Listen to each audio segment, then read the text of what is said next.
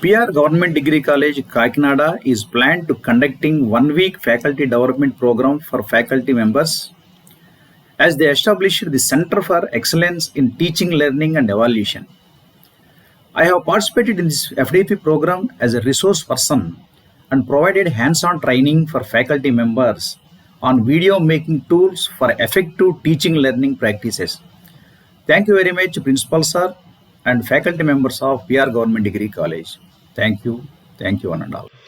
ఎందరో అధ్యాపకులు అందరికీ వందనాలు, ఉన్నత విద్యా ప్రదాతలు అందుకోండి నీరాజనాలు, అందుకోండి నీరాజనాలు.